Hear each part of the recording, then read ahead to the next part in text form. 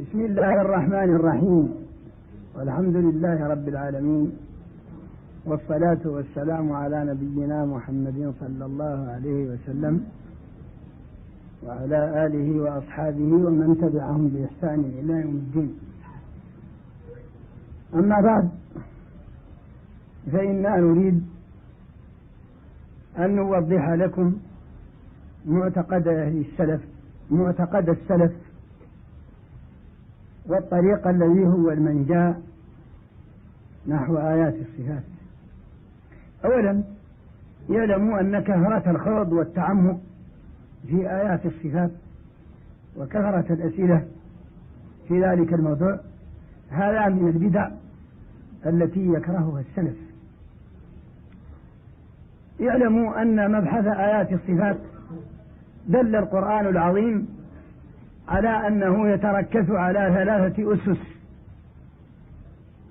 من جاء بها كلها فقد وافق الصواب وكان على الاعتقاد الذي كان عليه النبي صلى الله عليه وسلم وأصحابه والسلف الصالح، ومن أخل بواحد من تلك الأسس ال3 فقد ضل. وكل هذه الأسس ال3 يدل عليه قرآن عظيم. أحد هذه الأسس ال3 الأول منها هو تنزيه الله جل وعلا عن أن يشبه شيئا من صفات المخلوقين، وهذا الأصل يدل عليه قوله تعالى: ليس كمثله شيء ولم يكن له كفوا أحد فلا تضربوا لله الأمثال. الثاني من هذه الأسس هو الإيمان بما وصف الله به نفسه، لأنه لا يصف الله أعلم بالله من الله، فأنتم أعلم أم الله. وما وصفه به رسوله صلى الله عليه وسلم، لأنه لا يصف الله بعد الله أعلم بالله من رسول الله صلى الله عليه وسلم الذي قال في حقه: وما ينطق عن الهوى إن هو إلا وحي يوحى. فيلزم على كل مكلف أن يؤمن بما وصف الله به نفسه أو وصفه به رسوله صلى الله عليه وسلم، وينزه ربه جل وعلا عن أن تشبه صفته صفة الخلق. فحيث أخل بأحد هذين الأصلين وقع في هوة ضلال، لأن من تنطع بين يدي رب السماوات والأرض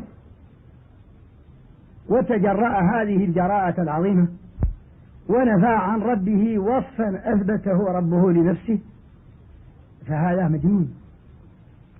فالله جل وعلا يثبت لنفسه صفات كمال وجلال، فكيف يليق بمسكين جاهل أن يتقدم بين يدي رب السماوات والأرض ويقول: هذا الذي وصفت به نفسك لا يليق بك، ويلزمه من النقص كذا وكذا وكذا، فأنا أؤوله وأنفيه وآتي ببدله من تلقاء نفسي من غير استناد إلى كتاب وسنة. سبحانك، هذا بهتان عظيم.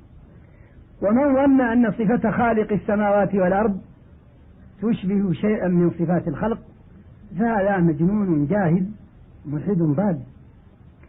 ومن آمن بصفات ربه جل وعلا منزها ربه عن مشابهة صفات الخلق فهو مؤمن منزه سالم من ورطة التشبيه والتعطيل. وهذا التحقيق هو مضمون ليس كمثله شيء وهو السميع البصير. هذه الآية فيها تعليم عظيم يحل جميع الإشكالات ويجيب عن جميع الأسئلة حول الموضوع، ذلك لأن الله قال: وهو السميع البصير، بعد قوله ليس كمثله شيء. ومعلوم أن السمع والبصر من حيث هما سمع وبصر يتصف بهما جميع الحيوانات، فكأن الله يشير للخلق بأن يقول: لا تنفوا عني صفة سمعي وبصري، بادعاء أن الحوادث تسمع وتبصر، وأن ذلك تشبيه، لا وكلا، بل أثبتوا لي صفة سمعي وصفة بصري على أساس ليس كمثله شيء. فالله جل وعلا له صفات لائقة بكماله وجلاله، والمخلوقون لهم صفات مناسبة لحالهم، وكل هذا حق ثابت لا شك فيه، إلا أن صفة رب السماوات والأرض أعلى وأكمل من أن تشبه شيئا من صفات المخلوقين. فمن نفى عن الله وصفا أثبته لنفسه فقد جعل نفسه أعلم بالله من الله، سبحانك، هذا بهتان عظيم. ومن ظن أن صفة ربه تشبه شيئا من صفات الخلق فهذا مجنون ضال ملحد لا عقل له. يدخل في قوله تالله إن كنا لفي ضلال مبين إذ نسويكم برب العالمين. فمن يسوي رب العالمين بغيره رجل مجنون. ثم اعلموا أن المتكلمين الذين خاضوا في الكلام وجاءوا بأدلة يسمونها أدلة عقلية ركبوها في أقيس منطقية، قسموا صفات الله جل وعلا إلى 6 أقسام. قالوا هناك صفة نفسية، وصفة معنى، وصفة معنوية، وصفة فعلية، وصفة جامعة. صفة نفسية، وصفة معنى، وصفة معنوية، وصفة فعلية، وصفة سلبية، وصفة جامعة. أما الصفات الإضافية فقد جعلوها أمورا اعتبارية لا وجود لها في الخارج، وسببوا بذلك إشكالات عظيمة وضلالا مبينا. ثم إنا نبين لكم على تقسيم المتكلمين ما جاء في القرآن العظيم من وصف الخالق جل وعلا بتلك الصفات، ووصف المخلوقين بتلك الصفات، وبيان القرآن العظيم لأن صفة خالق السماوات والأرض حق، وأن صفة المخلوق حق، وأنه لا مناسبة بين صفة الخالق وصفة المخلوق، فصفة الخالق لائقة بذاته، وصفة المخلوق مناسبة لعجزه وفناه وافتقاره، وبين الصفة والصفة من المخالفة كمثل ما بين الذات والذات. أما هذا الكلام الذي يدرس في أقطار الدنيا اليوم في المسلمين فإن أغلبهم إنما يثبتون من الصفات التي يسمونها صفات المعاني 7 صفات فقط، وينكرون سائرها من المعاني. وصفة المعنى عندهم في الاصطلاح ضابطها هي ما دل على معنى وجودي قائم بالذات، والذي اعترفوا به منها 7 صفات هي القدرة والإرادة والعلم والحياة والسمع والبصر والكلام، ونفوا غير هذه الصفات من صفات المعاني التي سنبينها ونبين أدلتها بكتاب الله. وأنكر هذه المعاني 7 المعتزلة وأثبتوا أحكامها، فقالوا هو قادر بذاته، سميع بذاته، عليم بذاته، حي بذاته، ولم يثبتوا قدرة ولا علما ولا حياة ولا سمعا ولا بصرا، وهو مذهب كل العقلاء يعرفون ضلاله وتناقضه، وأنه إذا لم يقم بالذات علم استحال أن تقول عالمة بلا علم، وهو تناقض واضح بأوائل العقول. فإذا عرفتم هذا فنتكلم على صفات المعاني التي أقروا بها، فنقول وصفوا الله بالقدرة وأثبتوا له القدرة، والله جل وعلا يقول في كتابه إن الله على كل شيء قدير، ونحن نقطع بأنه جل وعلا متصف بصفة القدرة على الوجه اللائق بكماله وجلاله. كذلك وصف بعض المخلوقين بالقدرة، قال إلا الذين تابوا من قبل أن تقدروا عليهم، فأسند القدرة لبعض الحوادث ونسبها إليهم. ونحن نعلم أن كل ما في القرآن حق، وأن للخالق جل وعلا قدرة حقيقية تليق بكماله وجلاله، كما أن للمخلوقين قدرة حقيقية مناسبة لحالهم وعجزهم وفناهم وافتقارهم. وبين قدرة الخالق والمخلوق من المنافاة والمخالفة كمثل ما بين ذات الخالق والمخلوق، وحسبك بونا بذلك. وصف نفسه جل وعلا بالسمع والبصر في غير ما آية من كتابه، قال إن الله سميع بصير ليس كمثله شيء وهو السميع البصير. ووصف بعض الحوادث بالسمع والبصر، قال إنا خلقنا الإنسان من نطفة أمشاج نبتليه فجعلناه سميعا بصيرا أسمع بهم وأبصر يوم يأتوننا. ونحن لا نشك أن ما في القرآن حق، فلله جل وعلا سمع وبصر حقيقيان لائقان بكماله وجلاله، كما أن للمخلوق سمعا وبصرا حقيقيين مناسبين لحاله من فقره وفناه وعجزه، وبين سمع وبصر الخالق وسمع وبصر المخلوق من المخالفة كمثل ما بين ذات الخالق والمخلوق. وصف جل وعلا نفسه بالحياة، قال: الله لا إله إلا هو الحي، هو الحي لا إله إلا هو، وتوكل على الحي الذي لا يموت. وصف بعض المخلوقين أيضا بالحياة، قال: وجعلنا من الماء كل شيء حي، وسلام عليه يوم ولد ويوم يموت ويوم يبعث حيا.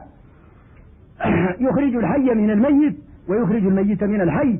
ونحن نقطع بأن لله جل وعلا صفة حياة حقيقية لائقة بكماله وجلاله، كما أن للمخلوقين حياة مناسبة لحالهم وعجزهم وفناهم وافتقارهم، وبين صفة الخالق والمخلوق من المخالفة كمثل ما بين ذات الخالق والمخلوق، وذلك بون شاسع بين الخالق وخلقه. وصف جل وعلا نفسه بالإرادة، قال: فعال لما يريد، إنما أمره إذا أراد شيئا أن يقول له كن فيكون. وصف بعض المخلوقين بالإرادة، قال: تريدون عرض الدنيا إن يريدون إلا فرارا يريدون ليطفئوا نور الله. ولا شك أن لله إرادة حقيقية لائقة بكماله وجلاله، كما أن للمخلوقين إرادة مناسبة لحالهم وعجزهم وفناهم وافتقارهم، وبين إرادة الخالق والمخلوق من المخالفة كمثل ما بين ذات الخالق والمخلوق. وصف نفسه جل وعلا بالعلم، قال: والله بكل شيء عليم، لكن الله يشهد بما أنزل إليك أنزله بعلمه فلنقصن عليهم بعلم وما كنا غائبين. وصف بعض المخلوقين بالعلم، قال: وبشرناه بغلام عليم وإنه لذو علم لما علمناه. ولا شك أن للخالق جل وعلا علما حقيقيا لائقا بكماله وجلاله محيطا بكل شيء، كما أن للمخلوقين علما مناسبا لحالهم وفناهم وعجزهم وافتقارهم، وبين علم الخالق والمخلوق من المنافاة والمخالفة كمثل ما بين ذات الخالق والمخلوق. وصف نفسه جل وعلا بالكلام، قال: وكلم الله موسى تكليما فأجره حتى يسمع كلام الله. وصف بعض المخلوقين بالكلام، قال: فلما كلمه قال: إنك اليوم لدينا مكين أمين تكلمنا أيديهم. ولا شك أن للخالق جل وعلا كلاما حقيقيا لائقا بكماله وجلاله، كما أن للمخلوقين كلاما مناسبا لحالهم وفناهم وعجزهم وافتقارهم، وبين كلام الخالق والمخلوق من المخالفة كمثل ما بين ذات الخالق والمخلوق. هذه صفات المعاني، نظرتم ما في القرآن من وصف الخالق بها ووصف المخلوق، ولا يخفى على عاقل أن صفات الخالق حق، صفات الخالق حق، وأن صفات المخلوقين حق، وأن صفات الخالق لائقة بجلاله وكماله، وصفات المخلوقين مناسبة لحالهم، وبين الصفة والصفة كما بين الذات والذات. هذه الصفات التي يسمونها سلبية، وضابط الصفة السلبية عند المتكلمين هي الصفة التي دلت على عدم محض، والمراد بها أن تدل على سلب ما لا يليق بالله عن الله من غير أن تدل على معنى وجودي زائد على الذات. والذين قالوا هذا جعلوا الصفات السلبية عندهم خمسة لا سادسة لها، هي عندهم القدم والبقاء والمخالفة للخلق والوحدانية والغنى المطلق الذي يسمونه القيام بالنفس، الذي يعنون به الاستغناء عن المخصص والمحل. إذا عرفتم هذا فاعلموا أن القدم والبقاء اللذين وصف المتكلمون بهما الله جل وعلا زاعمين أنه وصف بهما نفسه في قوله هو الأول والآخر. والقدم في الاصطلاح عندهم عبارة عن سلب العدم الأول، إلا أنه عندهم أخص من الأزل، لأن الأزل عبارة عن ما لا افتتاح له سواء كان وجوديا أو عدما، والقدم عندهم عبارة عن ما لا أول له بشرط أن يكون وجوديا كذات الله متصفة بصفات الكمال والجلال. ونحن الآن نتكلم على ما وصفوا به الله جل وعلا من القدم والبقاء، وإن كان بعض العلماء كره تسمية وصفه جل وعلا بالقدم لما يأتي. فالله جل وعلا وصف المخلوقين بالقدم، قال: تالله إنك لفي ضلالك القديم كالعرجون القديم أنتم وآباؤكم الأقدمون. ووصف المخلوقين بالبقاء، قال: وجعلنا ذريته هم الباقين ما عندكم ينفد وما عند الله باق. أما الله جل وعلا فلم يصف في كتابه نفسه بالقدم، وبعض السلف كره وصفه بالقدم لتشبيهه بالعرجون القديم: إنك لفي ضلالك القديم أنتم وآباؤكم الأقدمون. وقد جاء فيه حديث بعض العلماء يقول هو يدل على وصفه بهذا، وبعضهم يقول لم يثبت. أما الأولية والآخرية التي نص الله عليهما في قوله هو الأول والآخر، فقد وصف المخلوقين أيضا بالأولية والآخرية. قال: ألم نهلك الأولين ثم نتبعهم الآخرين. ولا شك أن لله أولية وآخرية لائقتان بكماله وجلاله، كما أن للمخلوقين أولية وآخرية مناسبة لحالهم وفناهم وعجزهم وافتقارهم. وصف نفسه بأنه واحد، قال: وإلهكم إله واحد. ووصف بعض المخلوقين بذلك، قال: يسقى بماء واحد. وصف نفسه بالغناء: إن الله لغني حميد، إن تكفروا أنتم ومن في الأرض جميعا فإن الله لغني حميد. فكفروا وتولوا واستغنى الله والله غني حميد. وصف بعض المخلوقين بالغناء، قال: ومن كان غنيا فليستعفف إن يكونوا فقراء يغنيهم الله من فضله. فهذه صفات السلب جاء في القرآن وصف الخالق والمخلوق بها، ولا شك أن ما وصف به الخالق منها لائق بكماله وجلاله، وما وصف به المخلوق مناسب لحاله وعجزه وفنائه وافتقاره. ثم نذهب إلى الصفات السبع التي يسمونها المعنوية، والتحقيق أن عد الصفات السبع المعنوية التي هي كونه تعالى قادرا ومريدا وعالما وحيا وسميعا وبصيرا ومتكلما، أنها في الحقيقة إنما هي كيفية الاتصاف بالمعاني السبعة التي ذكرنا. ومن عدها من المتكلمين عدوها بناء على وجود ما يسمونه الحال المعنوية، التي يزعمون أنها واسطة ثبوتية لا معدومة ولا موجودة. والتحقيق أن هذه خرافة وخيال، وأن العقل الصحيح لا يجعل بين الشيء ونقيضه واسطة البتة. فكل ما ليس بموجود فهو معدوم قطعا، وكل ما ليس بمعدوم فهو موجود قطعا، ولا واسطة البتة كما هو معروف عند العقلاء. فإذا قد مثلنا بكونه قادرا وحيا ومريدا وسميعا وبصيرا ومتكلما لما جاء في القرآن من وصف الخالق بذلك، وما جاء في القرآن من وصف المخلوق بذلك. وبينا أن صفة الخالق لائقة بكماله وجلاله، وأن صفة المخلوق مناسبة لحاله وفناه وعجزه وافتقاره. فلا داعي لأن ننفي وصف رب السماوات والأرض عنه لئلا نشبهه بصفات المخلوقين، بل يلزم أن نقر بوصف الله ونؤمن به في حال كوننا منزهين له عن مشابهة صفة المخلوق.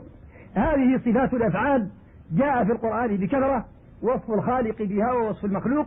ولا شك أن ما وصف به الخالق منها مخالف لما وصف به المخلوق، كالمخالفة التي بين ذات الخالق وذات المخلوق. من ذلك أنه وصف نفسه جل وعلا بصفة الفعل التي هي أنه يرزق الخلق. قال جل وعلا: ما أريد منهم من رزق وما أريد أن يطعمون إن الله هو الرزاق ذو القوة المتين. وما أنفقتم من شيء فهو يخلفه وهو خير الرازقين. قل ما عند الله خير من اللهو ومن التجارة والله خير الرازقين. وصف بعض المخلوقين بصفة الرزق، قال: وإذا حضر القسمة أولو القربى واليتامى والمساكين فارزقوهم منه ولا تؤتوا السفهاء أموالكم التي جعل الله لكم قيما وارزقوهم فيها وعلى المولود له رزقهن. ولا شك أن ما وصف الله به من هذا الفعل مخالف لما وصف به منه المخلوق، كمخالفة ذات الله لذات المخلوق. وصف نفسه جل وعلا بصفة الفعل الذي هو العمل، قال: أولم يروا أنا خلقنا لهم مما عملت أيدينا أنعاما فهم لها مالكون. وصف المخلوقين بصفة الفعل التي هي العمل، قال: إنما تجزون ما كنتم تعملون. ولا شك أن ما وصف الله به من هذا الفعل مناف لما وصف به المخلوق، مخالف له، كمخالفة ذات الخالق لذات المخلوق. وصف نفسه بأنه يعلم خلقه: الرحمن علم القرآن خلق الإنسان علمه البيان. اقرأ وربك الأكرم الذي علم بالقلم علم الإنسان ما لم يعلم وعلمك ما لم تكن تعلم وكان فضل الله عليك عظيما. وصف بعض خلقه بصفة الفعل التي هي التعليم أيضا، قال: هو الذي بعث في الأميين رسولا منهم يتلو عليهم آياته ويزكيهم ويعلمهم الكتاب. وجمع المثالين في قوله: تعلمونهن مما علمكم الله. وصف نفسه جل وعلا بأنه ينبئ، ووصف المخلوق بأنه ينبئ، وجمع بين الصفة الفعل في الأمرين في قوله جل وعلا: وإذا سر النبي إلى بعض أزواجه حديثا فلما نبأت به وأظهره الله